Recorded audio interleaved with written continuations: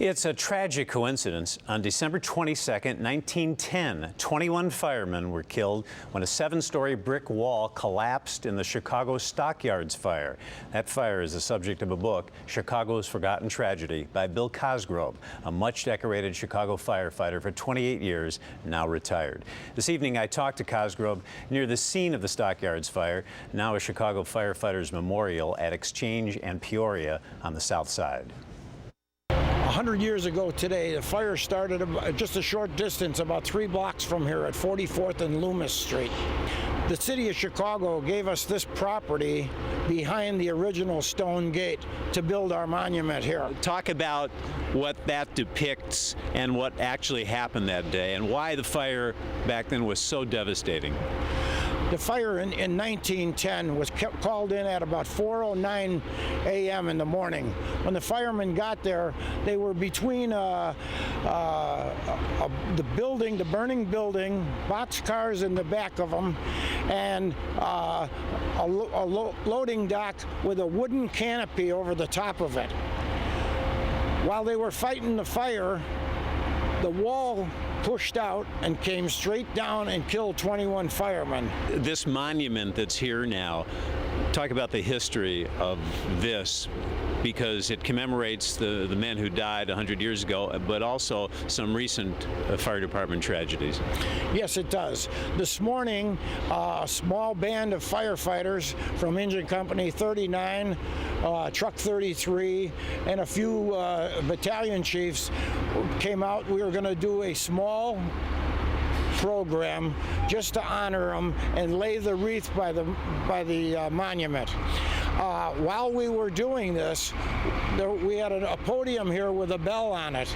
And as we read out the name of each one of these firefighters who died 100 years ago, we rang the bell.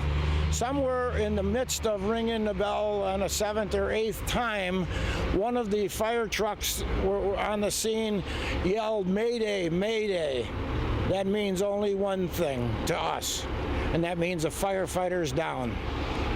So we stopped the ceremony, and we all bowed our heads and said the Lord's Prayer, and then we finished the roll call, and we all went our separate ways, and I went to the hospital.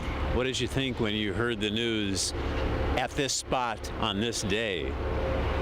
It was the irony of the situation itself was breathtaking. I was in awe. I was like, what do we do now?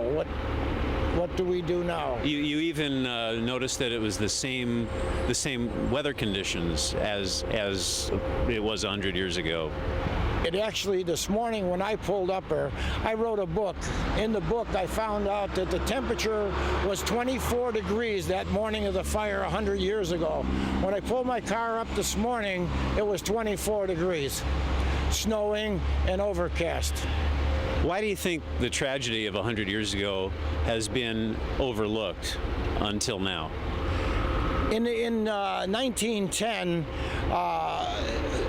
this was such a horrendous loss that they said that they were to build a monument in honor of these men. That was never done.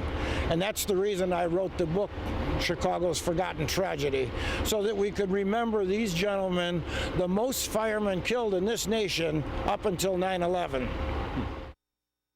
The names of the 21 firemen who lost their lives in the Chicago Stockyards fire of 1910 are on one side of that monument, and on the other side are the names of every Chicago firefighter who has died in the line of duty since 1865, 532 names in all, and now 2 more will be added.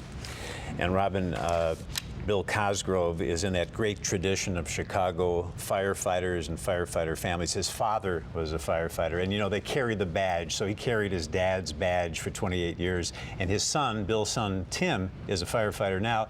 He carries the badge. Very much a profession, or more than a profession, where it seems to run in families, and it's a way of life. Exactly, but there is still, even for those who are not blood related, this brotherhood, and, right. And I mean that really is very strong, and too many eerie coincidences today, I got to say.